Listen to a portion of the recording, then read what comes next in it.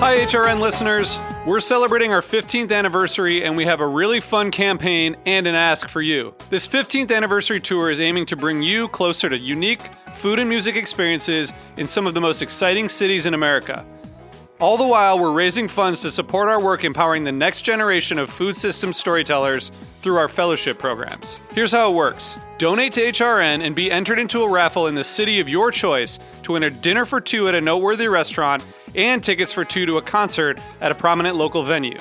We have incredible partners in New York, Los Angeles, Philadelphia, Nashville, Las Vegas, Charleston, Asheville, and Ardmore, Pennsylvania, who have donated a meal for two and two tickets to a concert of the winner's choice. And all donations help fund our fellowship programs, where we're helping to build essential workforce readiness skills and food system storytelling skills. Check out heritageradionetwork.org/15 to donate and enter to win today. That's heritageradionetwork.org/15. Thank you. This episode is brought to you by Danone North America, the world's largest B Corp, committed to doing all kinds of better for people and the planet.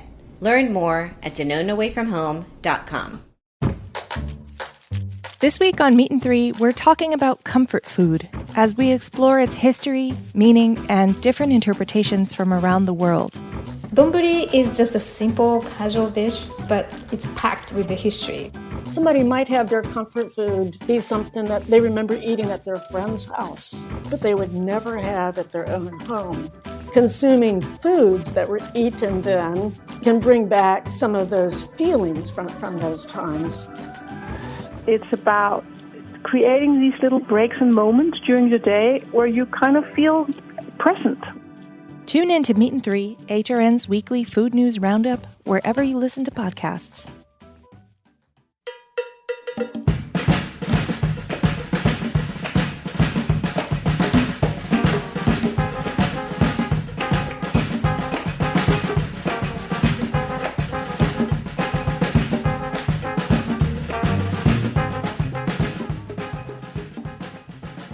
Well, hello. Welcome to All in the Industry on Heritage Radio Network. I'm your host, Sherry Bayer, and it is Wednesday, November 11th, 2020. This is the 271st episode of this series, which is dedicated to behind-the-scenes talent in the hospitality industry. Today, my guest is an award-winning chef, TV personality, and cookbook author based in Nashville, and I will introduce her fully in a moment. First, as I do in every show, I will start out with my PR tip, and then later we will have my speed round game, industry news discussion, solo dining experience, and the final question. As the founder of Bayer Public Relations, I'm going to tip the show off with my PR tip of the week. So today's tip is to believe in the mantra, nothing ventured, nothing gained, as my guest today can attest to. Let's not be afraid to take risks and attempt new things, understanding that the rewards from our efforts will be worth it. Without trying, we simply can't achieve great results and reach new plateaus. So let's remember to always get in the game and go for it. That's my tip today. Now, I'm thrilled to have my guest joining me. It is Maneet Chauhan. She is a James Beard award-winning chef, television personality, author, and the founding partner and president of Morph Hospitality Group in Nashville, which includes Chauhan Ale and Masala House, Tansuo, The Mockingbird, and Chattable. Maneet is a judge on Food Network's Chopped, and she has a new cookbook out called Chat, Recipes from the Kitchens, Markets, and Railways of India, which is co-written with Jody Eddy. So hi, Maneet. Welcome to the show. Sherry, thank you so much. It's so awesome. Thank you so much for inviting me. Well, you've been on my mind as someone I wanted to have on the show for so long, and I'm glad it's finally happening. Because I know, and you're a busy lady. So are you. I think that way both of us stay out of trouble. Yes, I assume so too. But yes, thank you for joining me and making the time. And I'm so excited to hear about everything. I mean, this is going to be one of those shows where I wish I had a 4-hour show, I'm sure. But we'll see what we can get to. So, or get through. But I always like to start with my guests and find out a little bit about their background and how they got into the industry. So, do you want to start with just taking us back to your childhood in India and how what inspired you to become a chef? Oh my God, absolutely. It's a very simple answer. Eating good food inspired me to be a chef. I grew up in this really small town in India where, there were people from all over India. My dad was an engineer, so there were people from all over India who were our neighbors. And the interesting part is that each and every region in India has a very distinct cuisine of its own. So, I grew up in a predominantly Punjabi household, so the food that was cooked in my household was completely different from our neighbors who were South Indian. So I would finish dinner at home and then go over to my neighbors' houses and tell them that my parents hadn't fed me, and literally sit with the aunties in their kitchen and see them cook with different ingredients and different, techniques which I didn't see in my house. And very soon I realized that I could have a conversation with anybody just around food. And that's literally how this lifelong love with food really started. So I started off, just going to my uncle and auntie's places, cooking over there. And then when my older sister went to school, I would cook and take food for her. And soon I realized I was the most popular kid on campus, and I didn't even go to school there. So that was my aha moment. I was like, okay, this is something that I love and people love me for it. So why don't I take this on as a career?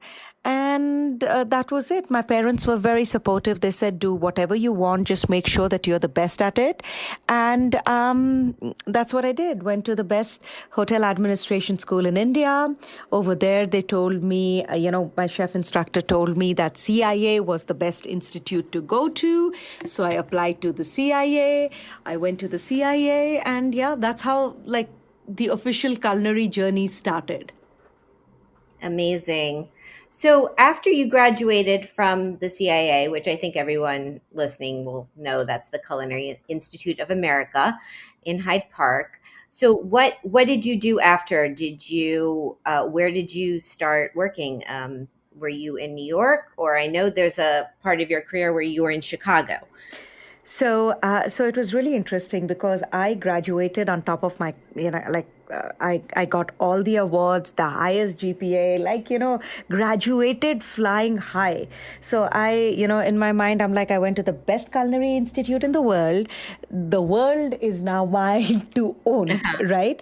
And then reality set in because I had come on a student visa and nobody wanted to touch me with a barge pole, just because in this industry, sponsorship of paperwork is really not as popular. So even though I got job offers from, the places that I really wanted to work at, as soon as I started talking about paperwork, they were like, okay, we'll call you, you don't call us, which I think was great for me because it gave me a dose of reality. And also at that time, my uncle and aunt close to Philadelphia were opening a new restaurant. So they were like, if you want to come over here and work, and that was an Indian restaurant. And the ironic part is I had come from India and I didn't want to do Indian food because that's something I grew up with. I wanted to do pastries and baking. And because of the circumstances, I took over, managing and the kitchen at the restaurant. And it was incredible because I got to see Indian food in America through the audience who came over there. And it was such an incredible experience because, a lot of people thought Indian food, $8.95 all you can eat buffet. And I'm like, no, that's not what Indian food is about. I grew up on 3 fresh meals, seasonal. Everybody talks about farmers markets, but those were the only kind of markets that I grew up on. You talk about seasonal food. I mean, carrots were available only in December And that's the only time we would enjoy it. So it was really interesting that it opened my eyes to, the perception of Indian food and how we could, grow into something which is exciting and show people the true beauty of Indian food. So that's where, this path started. And I worked there for 4 years. Then I went to Chicago, then to New York. And then in New York was when, I got the opportunity to be on Iron Chef, Next Iron Chef, Chopped, and then off to Nashville to open my first restaurant, and then followed by 3 more. It's incredible. Which direction to go here? Let's talk about what brought you down to Nashville, because had you've now created a restaurant, let's say a little empire down there. I was checking out all of your restaurants, and I also realized I was in Nashville in 2013, and your first place opened in 2014, which is why I'm due for another trip down there. Yes, you are. And and we are due to meet up again. It's been too long. Yes. So you opened, your first place was Chauhan Ale and Masala House, and like, what, how did it go, starting your own restaurant group and then growing it? So it's really interesting. The idea was to be based out of New York and to open the restaurant in Nashville. Chopped had really taken off. My daughter had just been born, and I was like, I want to, go down more of the entrepreneurial route. And, with Chopped going off, I was getting calls from all over the country. Would you like to open something in Seattle, in San Francisco? So while we were getting all of these calls, the obvious places where you would think of opening, a restaurant, and in between we get a call of opening something in Nashville. And both Vivek, my husband, and my business partner, we looked at each other and we are like, who the beep goes to Nashville? Because we had never been here. We didn't know what it was all about. So but we are the kind of people who explore each and every opportunity. So we came down over here and just fell in love with the city, the soul of the city. But most importantly, we fell in love with the opportunity that the city offered to us. It was a growing, young, hip city with people from all over the world. And there was nothing like what we were planning to do. So we decided that, we'll open my first restaurant over there, and we'll be based out of New York, and we'll commute. Well, it's the South. The project, which was supposed to take 6 months, took around a year and a half. And along the way, we found out we were expecting baby number 2. Aha. So the plan was to open the restaurant on November 18th, 2014, and then, a couple of months, and then head back to New York to give birth to the baby. Best laid plans. We were doing the media dinner on November 17th when my contraction started. Our son was born on the morning of November 18th, and we opened the restaurant on the evening of November 18th. He was a preemie, born on, at 26 weeks, a 2.5 pounder, like lighter than a gallon of milk. And he was in the NICU for 3 months. And we were like, if you are so adamant in being a Nashvilleian, who are we to stop it? So we went back to New York, wrapped up everything, moved to Nashville. And then Vivek and I, we are the kind of people who are like, okay, if this is the card which has been dealt to us, we are going to make the best of it. So that's what we did. We were like, we kept on figuring out what opportunities were out there, what were the gaps in the Nashville culinary tapestry, and slowly we started filling those gaps.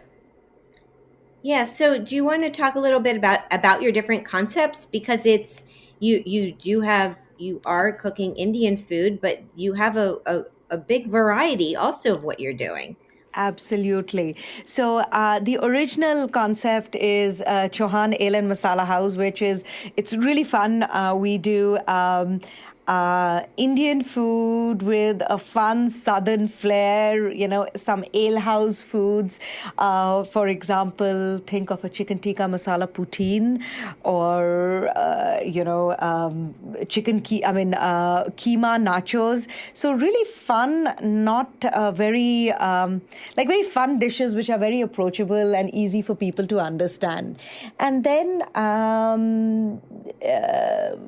after that, the second restaurant that we opened was Tanso. So literally we looked around in Nashville and saw that there really was a space to create a fun Chinese restaurant, because people were going to chain restaurants, which are good in their own place, but they were looking for something which was more, regional Chinese. So we opened Tanso, which is beautiful. I mean, it's a gorgeous space. I can't wait for you to come for me to show you around the spots. And then we opened Mockingbird. Now, Mockingbird it's really fun because that whole idea came about by our partners, Mikey and Brian, who were in Chicago. We used to work in Chicago together. And then, I left and they started doing all of these amazing pop-ups. And Brian was competing on one episode of Chopped. And I'm like, after he won, we were out. And I'm like, why don't you open something of your own? They're like, well, if anybody opens it for us, we'll be there. So I'm like, okay, come over to Nashville and we'll do it.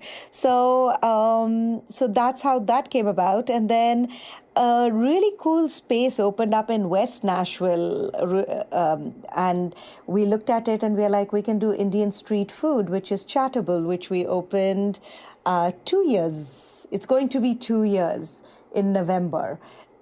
Which is right now. So yeah, those are the concepts. And then other than that, we also have 3 breweries. We have a big brew park in south of Nashville, which is called Hop Springs. It's on around 83 acres of land. And it's really fun because we have, when we were thinking of pairing beverages with Indian food, the first thing everybody thinks is, let's pair it with something really, really sweet, like, a Riesling or a Gewürztraminer. And I'm like, no, beverage pairing is all about enjoying the wonderful, accentuating the spices. It's not about drowning it. So that's pretty much how we got started. We're like, why don't we brew beers with spices in it? So our craft beer branch is called Mantra. We've got beers like Saffron Cardamom IPA or Chai Porter. And our Saffron Cardamom IPA actually was named by Condé Nast a couple of years back as one of the 7 best beers worldwide, which was incredible. And then we've got Steel Barrel, which is the everyday drinking beer, and then the Humulus Project, which is a heavily IPA-based beer. So yeah, that's what we're doing. Keeping busy. It's amazing. It's amazing. You have a lot going on, and I can't wait to get back down there. And I was also, when I was looking through your menus earlier, I was hoping you would open up your restaurants in New York too, so I could have be very accessible to oh my God. It'd be very accessible to me. You know what? I think it's so interesting. When I moved out of New York, I was like, should I be? Shouldn't I be? But then, you know what? New York is a very different market. When you go to smaller markets, you realize how deprived those markets are of different cuisines. And in terms of success and profitability, it makes more sense going into, the second tier markets. Yeah. And I mean it in the nicest way possible. Like, as a business person, that makes more sense. So I don't think I'll ever come back and open a place in New York. Yeah, no, I get it. It does make sense. And so, what's happening now with your restaurants with COVID and the pandemic? I mean, what were you shut down? Are you open now? Are you doing, how have things changed? So we were shut down. We were shut down for 3 months. It started in April.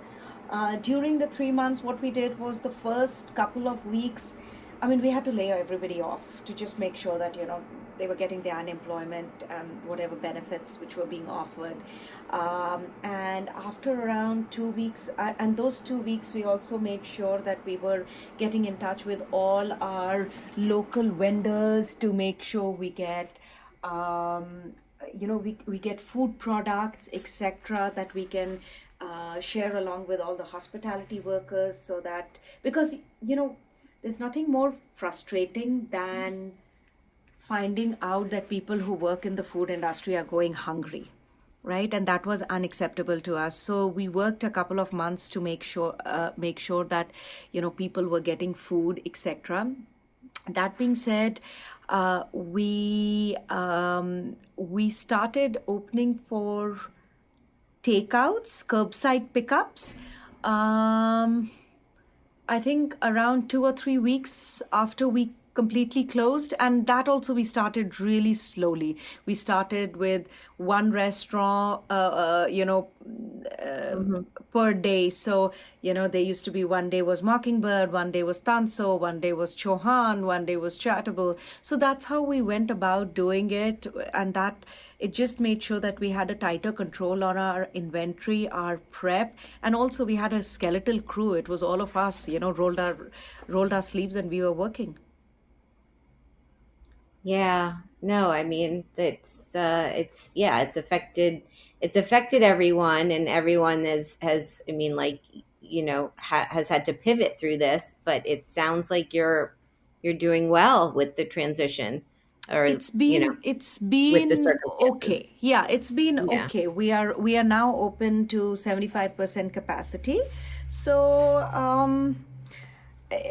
it is we are making the best of the situation, because it is what it is, right? I mean, it's nothing that, I mean, this is so out of our control that the only thing that we can do is, you know mitigate our losses and just you know make the best of whatever that has been served to us. And I think we are doing a fairly decent job with that, while making sure that slowly we start getting our team members back.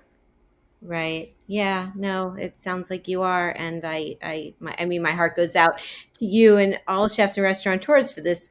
What this period has been like. It's been very trying.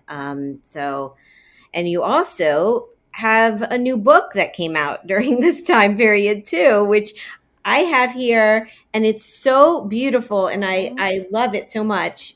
Chat with Jody Eddy. So let's talk about the book. When did you start working on this, and inspire the idea to do a book on these recipes from the kitchens, markets, and railways of India? So, Shari, believe it or not, the first time that Jody and I spoke about this book was 9 years ago. Okay. Jody and I, we had met for the Yeah. first time, and we were just sitting. She had come home. My daughter was still like, a baby, and she was in my lap, and both of us are sitting and talking. And I was telling her, I said, the one idea I've always had to do a book is, a travel through India, because everybody thinks of India. They have such a preconceived notion about what Indian food is, that I want to show the true beauty and the vastness of Indian food, which I experienced when I used to take trains in India as a kid, right? The trains in India, unlike the trains here, you stop, the train stops at each and every small station. The windows and doors are open. It's not air conditioned. On each and every train stop, the local vendors hop on the train to sell the food or dishes which are popular to that area. So it to me, I would look forward to all of these train stops based on what was being sold over there. So it was incredible. I was telling her, and she's like, "Great, let's go to India." So the first time we went to India was in 2012, January. Shagun, my daughter, was 6 months old in the baby brawn. We both flew to India, spent 6, 7 days just getting all of this beautiful information. And then somehow that never, when they say that everything has a right time and a right place, and that wasn't the right time and the right place for chart. I think, our incredible editor, Raquel, at Clarkson Potter, when we were talking to her about it, she was like, "Oh my God, this is such a great idea." And she understood it and got it and just guided us so beautifully along, in the way of how to present the book and how to go about it, that it was incredible. So last year in April 2019, Jody, our photographer Linda Zhao, and we went to India to take photographs for the book. So the lot of the photographs that you see in the book are taken in India. That's why there is so much of movement, and it's so organic and so so beautiful. Yeah, and I mean, the book is, I really am, I love it. I love your stories in the book. I'm inspired to cook these recipes. Everything sounds so wonderful. So let me ask you my question for my guest on my last show on episode 270. I had on Julia Bainbridge. She's a writer and the creator of the Lonely Hour podcast and the author of a book that just came out too called Good Drinks, Alcohol-Free Recipes for When You're Not Drinking for Whatever Reason. So she wants to know, how has promoting a book during this time been going for you, since she said we can't do tours or the traditional way of in-person events? And the second part of her question was, what was the process like co-writing a book, and who did what parts, and would you co-write again? Okay, so I know it's a lot. promotion. Okay, so the first thing is, it is so different. I remember the first book, when my first book came out, we literally got a tour bus and we did 10,000 miles in 30 days. It was intense. We did 3 events a day. We were like at it, right? And it was interesting because I got to meet a lot of people. The book promotion in these times has been very, very different and so limited. The fact that we are not meeting people, most of these events are online. Like I miss the human interaction of it a lot. But that being said, it's also very interesting because people are at home. Book sales and cooking has been something which has been in the forefront. So a lot more visible interactions are happening, like right on social media. I am people make something from the book, then they post it, and then I get to see it, and then I interact with them, and then some of them who are doing a lot of those, we do Instagram live, etc. So in a way, it has reduced the gap between me and the people that I'm interacting with, which is fantastic. And in a way, it has widened the gap because I can't physically meet people. So that's the first part of the question. The second is, how was it co-writing? I mean, I absolutely loved co-writing with Jody. Jody has got such an incredible way of taking stories and putting an amazing twist on it. So basically, how all of these literally started was with us deciding north, south, east, west. What are the cities in each region that we are going to tackle? And again, the recipes that you see over here, this is 1/4 of all the recipes that we collected, right? So there was a lot of editing which went into it. And basically, I would come up with recipes, I would come up with stories that I remember from from growing up. There were a lot of voice memos that I would, because I'm a much better speaker than a writer, or let's say I do not have the patience for it. So I would just do these voice memos and send it across to Jody. I'm like, okay, so let's talk about Amritsar. And this is the story that I have of Amritsar. And then I would send it to her along with all of the recipes.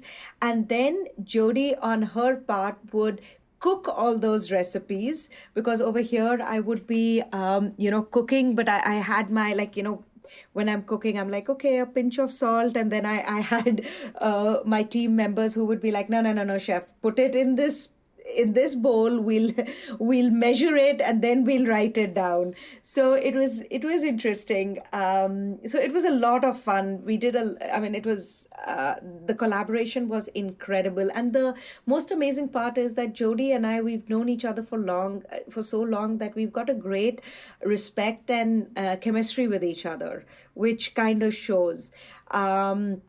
So that was what we did, what our parts were. Like, even when we were doing the photo shoot, I was doing all the cooking for the photo shoot and the prop designing and stuff, because we did it at our restaurant, Chattable, which is so vibrant and gorgeous. And then finally, will I do it again? Absolutely. Absolutely, I would do it again, because Jody and I always laugh that having, writing a book together is like having a child, right? It'll always be out in the world, and it'll always be ours, right? So I would love to write another book with her or with anybody, because it's the collaboration which makes it so special and so strong. Yes, I mean, it's beautiful, and Jody is amazing, and I love that you guys traveled together and got this book out. Even though it was long in the making, but it was so worth the time, and it's really a gorgeous book, and I'm so inspired also to go to India, which I haven't been to, and if you're going on another tour when we're allowed to travel again, yes, sign me up. Come with us. You've got to. It's amazing. Every time I take people to India who've never been there, in all honesty, it's a very selfish reason for me, because I get to see India through their eyes, which is incredible, because I grew up over there. So in a way, I do get jaded, right? Like, yeah, been there, seen that. Oh yeah, there's an elephant walking on the road. But then when you go with when it's right, exciting for somebody, you're like, yeah, okay, yeah, this is exciting. This is incredible. This is not something that we see back back home over here. So it's fun. Yes, well, I'm in. I'm all in. So on that note, let's take a little break, and we will come back and we will play my speed round game. We'll talk some industry news. I have my solo dining experience and the final question. So stay with us. This is All in the Industry on Heritage Radio Network. Every time your customers eat and drink, they vote for the world they want to live in. And as the world's largest B Corp, Danone North America helps people vote for a better world, with all kinds of better dairy, coffee, and plant-based products, sourced and produced transparently. Danone North America has the brands people know and love, like International Delight, Oikos, Silk, So Delicious Dairy Free, Horizon Organic, and Stoke Cold Brew Coffee. But Danone North America represents more than just in-demand brands and better-for-your-business products. They bring their B Corp certification to life in ways that protect the environment and communities by utilizing 100% renewable electricity sources to produce their products at their manufacturing facilities, committing $6 million to programs that restore the soil's ability to capture and sequester carbon, helping to restore more than 7.8 billion gallons to freshwater ecosystems through their water partnerships over the past decade, and committing to 100% reusable, recyclable, and compostable packaging by 2025. Learn how you can choose better at DanoneAwayFromHome.com.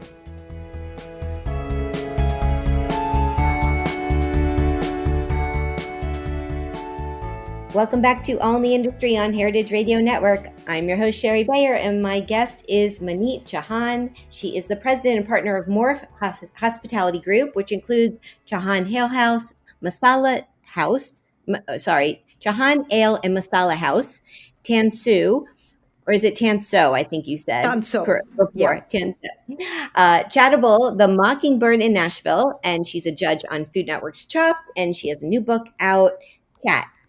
So we've been chatting about it. So it's time for my speed round game. So Maneet, what this is I'm going to name a couple things, and you got to pick your preference, such as chocolate or vanilla. Okay. I have a feeling you're gonna be awesome at this game. No pressure, Maneet. No pressure. No pressure. Well, and on that note, no pressure from your parents either. Like, just be the best. Just be the best. That's it. Just be the best. Yes, mommy. So here we go. Eat in or eat out? That's a tough one. Eat out. Wine, beer, cocktail, non-alcoholic beverage, or champagne? Wine. Tasting menu or a la carte? A la carte. Small plates or large plates? Small plates. Communal table or chef's counter? Chef's counter. Tipping or all-inclusive charge? Tipping. Instagram Live or Zoom? Zoom. Ooh, because I've been seeing you so much on Instagram Live. I thought you were going to go with that. Yeah, I'll tell you why. Because Zoom, there are a lot more people who can participate. In Instagram Live, you only get one more person to participate. Zoom, you can have a lot more people who can get involved in the discussion. And that's why I like it more. I mean, I love Instagram Live, but yeah, if it's a choice, I would probably go with Zoom. Makes sense. Okay, I have three more. Judging, cooking, or cooking? Oh, wow. Judging. Ooh, didn't know where you were going to go with that one either. Cheese plate or dessert? Cheese plate and dessert. Fabulous. Two separate courses. Can't skip either. Manhattan, Brooklyn, or Nashville?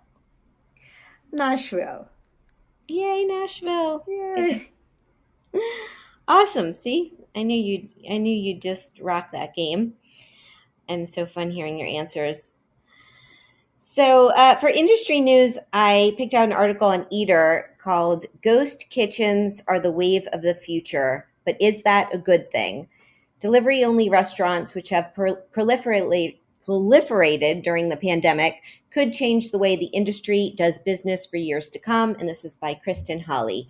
So this is about, obviously, ghost kitchens, which people don't know what they are. They're like virtual kitchens, co-working spaces of kind of on the rise, especially during this pandemic period. And so I don't know, Maneet, what are you seeing what's your take on ghost kitchens, and is it something you would do in the future? I mean, I have absolutely no problem doing ghost kitchens. I do think that there is a certain level of smartness in it, and given the times that we are in, I think it was a great idea and a reaction to the environment that we in our industry found ourselves in. That being said, I do think that the ghost kitchens will find a place in this industry, but I think it will find a place in the industry similar to, how fast casual, fast food, fine dining, it'll be a category in itself. I do not think that it's going to replace anything, because in the end of the day, if all of us are craving to be in restaurants, it's actually so interesting to see the numbers that we are doing at our restaurants right now, because restaurants are beyond food, right? Restaurants are a place that we meet as a community, we connect with people, and it is about food and drinks. It's about everything that makes us feel good, which is food, drinks, company, good service, people making you feel special. And I don't think that the basic human need for that will ever change. So I do think that ghost kitchens serve a purpose. They will be a category in itself, given the times. But I don't think that it's ever going to replace the experience that that dining out is all about. Yeah, I agree. I mean, that's what I was thinking about it, and I was thinking like takeout delivery. It's great to have that as options, but I don't think that could ever replace indoor dining or the experience you get from going to a restaurant and being surrounded by people. I mean, I find that I've talked about that a little bit, just even with solo dining, when eating alone in my apartment is way different than eating alone in a restaurant, because in a restaurant I don't really feel I'm alone. I'm not alone. True. And it's also, there is that charm of when you go out, you get dressed, you feel good about yourself, right? Yes. And at times when you're eating at home in your pajamas, you're eating because you're eating not for the entire experience. So you know, that to me makes me believe that people would want to go out and eat. Yeah. Yeah, I agree. I mean, this article said from their a market research firm predicted that it could be a $1 trillion business by 2030. So I do think, ghost kitchens, we are gonna be seeing more of it, but as you said, I don't think it will replace what it's like to actually dine in a restaurant. Yeah, I don't think it'll ever replace that experience. Yeah. But all the So people who were smart enough and jumped on that bandwagon, good move, good yeah, move. yeah, yeah, totally, totally agree. So let me share my solo dining experience this week. I went to a place called Tradicion. Here's the rundown. The location, 790 Ninth Avenue, Hell's Kitchen, New York City. The concept, Filipino comfort food. The owner, who's a partner, is Joey Chanco. The chefs are Anton Dorit and Bianca Vicente, and they both worked at John George restaurants, I saw in their bios. So why did I go? Well, this was a new place near my apartment, and I had, Filipino food is not something I have that much in New York, and it sounded like a delicious option for me, so I decided to go check it out. My experience. So this is last Saturday. It's a beautiful day in New York City. The city was buzzing because of the election results. I mean, it was you. I mean, I've never. I mean, the city was just on. It was like the happiest place. Everyone was just out and about. Cars were honking. Like it was just everyone's dancing in the street. So I wanted to be out, and I found this. This place was open. I went for an early dinner. They had outdoor setup. It's on Ninth Avenue in Hell's Kitchen, kind of like in the middle of the street with all these outdoor dining, how it's been set up. But there was a table opening up, and so I waited for it. When I sat down, they gave me a menu and instructed me to actually order inside, and they'd bring the food out for me. So that's what I did, and the food came out about 10 minutes later. So what did I get? I got their pork adobo, which is pork belly braised in soy vinegar adobo sauce with bay leaf, black pepper, eggs, scallions, and crispy garlic. And then I also got white rice with it. And then I also got their vegetable spring rolls, which had a vinegar dipping sauce, and I had a club soda. So my take, it was delicious. The pork was very savory, super with the sauce and soaking that up in the rice, and I really enjoyed it. The spring rolls were really nice too, a nice compliment. It was a good meal altogether. The ambiance. So I was in this like boxy sort of wood deck that they built on the street, had a couple tables, and there was a plastic divider between me and the other table. It's a small restaurant, so they had one table set up inside. So I think ideally it's best to, having being outside. Um, was more appealing to me. Well, for the reasons I said before too, because New York was just on fire. But yeah, it was a good setup. I'd say it's perfect for dining solo or with friends. Interesting tidbit, the restaurant's timing initially was unfortunate. They opened in March and the pandemic hit and they had to close down, and then they started doing takeout delivery, and now they're back open with some outdoor seating and indoor, very, very small indoor setting, but also takeout delivery, as I said. And the name means traditions in Filipino. So, personal fun fact: when I was there, I met the partner Joey, and we talked a little bit. And small world coincidence, I mentioned I had gone to a restaurant down on the Lower East Side called Wild Air. They did a pop up a couple weeks ago with Tom Cunanan, who's a chef from formerly of Bad Saint in DC, which is a Filipino restaurant. And I had a great meal there. And this Joey and his chef were actually there too. So it's pretty cool. So the cost of this meal was $21. That's not including tax and gratuity. Would I go back? Yes. Their website is tradicionnyc.com. That's TRADISYON.NYC.com. So there you go. Filipino food. Wow. My mouth is watering just here. I'm like, I should have eaten something before I hopped on this call. It sounds so Well, good. it was, but and I appreciate you taking this back to back your busy schedule. I mean, before we do the final question, let's talk a little bit about where you were before the show, because you're taping Chopped. Yes. Which, I mean, what's your schedule been like with that, and how has it changed since the pandemic? Well, it's been the schedule has been pretty much the same, but the protocols have been changed a lot in terms of like just I ran off the sets, and before I was like I'm putting on my computer and powering it on and stuff, and there is somebody who is right behind me with a swab trying to take the COVID test, which is incredible because you feel so safe on the sets. Everybody every second day, they have to take a COVID. We have to take a COVID test, and all the protocols are being followed.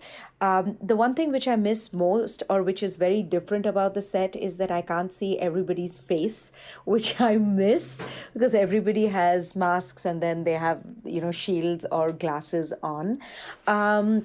But as they say, the show must go on. It is, the day starts fairly early, around at 6:30. We start our hair and makeup, and then we start shooting, and around this time we wrap up. Wow. And where are you shooting? Are you in New York? Or you can't Uh, say? you can't say. Secret location. See, yeah, Okay. yes, yeah, but not in New York. That's fair. Yeah, I don't, I That's don't know how much trouble I would get into for saying that. So and I do yes. not I do not want to get you in trouble. You're in a secret location shooting, which is that's even cooler. In a um, basement. I'm just kidding. but I don't I didn't I should have looked this up for the show, but isn't Chopped, it's like the number one show on the Food Network, or it was. Is that correct? Hey, it's the number one show in this entire world, according to me. So I Okay, think I they're think that's fair. I think that's all that makes a difference. Yes. If you Well, believe. yeah, no, I know it's such a great show. I mean, you and all I mean, your judge colleagues, who I know many of them are all amazing, and Ted Allen, just the whole competition. I mean, it's a wonderful show. So, kudos to you for being a part of it, a major part of it. Thank you. I I feel look very fortunate. Yeah, well, and I'll say one other thing. I did see your TEDx talk on my PR tip. Nothing ventured, nothing gained, and I was so impressed that that I think giving talks in front of groups like that on stage without any notes is. It was. I think it was one of the. Yeah, I'll tell you a funny thing. Like, to me, it's very easy for me to have this conversation because it's impromptu. But when I have to learn a script and to recite it, that becomes very difficult. And that's what I had to do. So I literally was, I wrote the entire thing down and then I read it to myself on my phone.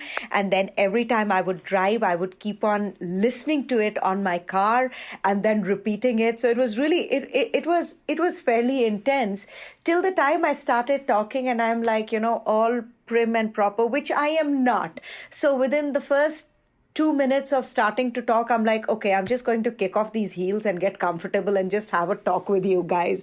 And that's what it was. So it was really interesting. It comes to a close second to me somehow ending up doing a Hallmark movie last year, and I had to remember the dialogues for that, which was even more interesting. But yeah, that's how things are. It was amazing, and you kicking off your shoes was perfect. So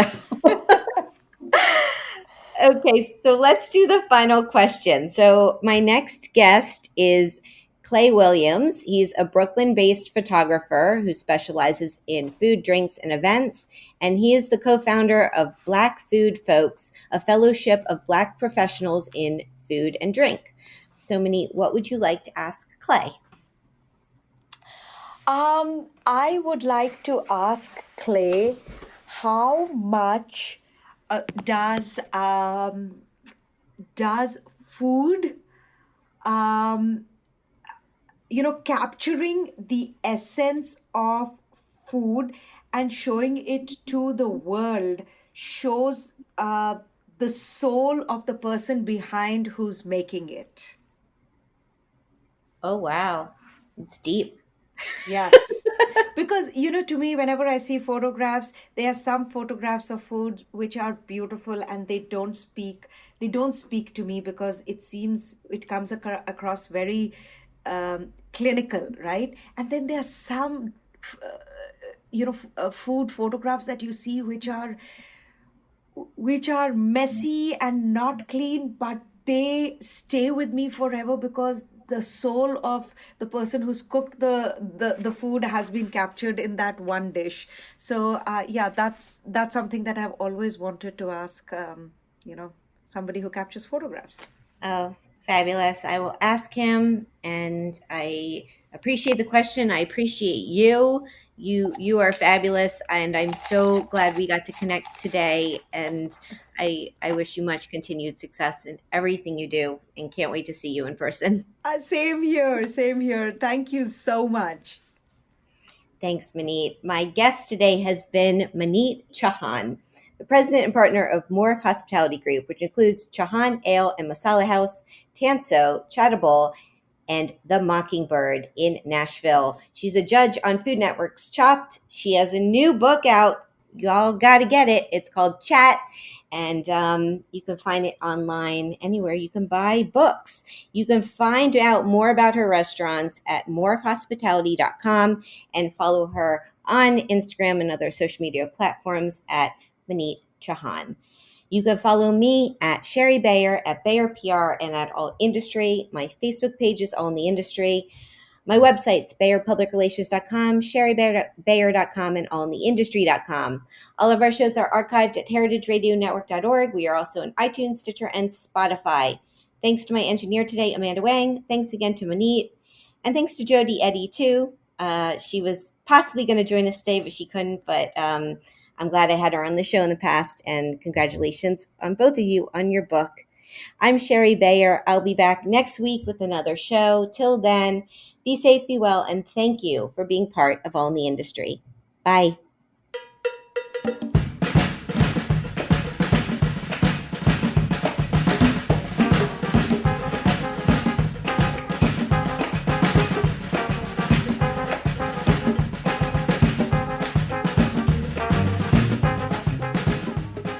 All in the Industry is powered by Simplecast. I'm Sherry Bayer, and you're listening to Heritage Radio Network, a member-supported podcast network broadcasting over 35 weekly shows live from Bushwick, Brooklyn. This year, HRN is celebrating 10 years of food radio. For the past decade, we've been taking you behind the scenes of farms, restaurants, breweries, school cafeterias, and more. It's been 10 years, and we're just getting started. Learn more at heritageradionetwork.com. Hey there, I'm Lee Ullman here with some big news from the National Young Farmers Coalition. We're partnering with Heritage Radio Network on a special season of The Farm Report. It's all about what's happening with the Farm Bill and how it impacts farmers and eaters. I am growing diversified vegetables on land that's been in our family for 150 years. And so with the pandemic, gentrification, property values going up, we had to sell the land and we lost it. Join us as we uncover the untold stories behind this massive piece of legislation that shapes how we grow our food, what we eat, and so much more. The problems we have had, those are things that come from earlier Farm Bill and USDA policy, right? Like Earl Butts, get big or get out. You know, it's my responsibility to know not only what I'm eating, but then like how that all came to be. And realize like, wow, like this piece of legislation, all this money, like it's technically something that I support as a taxpayer. While Congress debates the next Farm Bill, this is not just an invitation to listen. It's a call to action. Be part of the conversation. Subscribe to the Farm Report on Heritage Radio Network, wherever you listen to podcasts.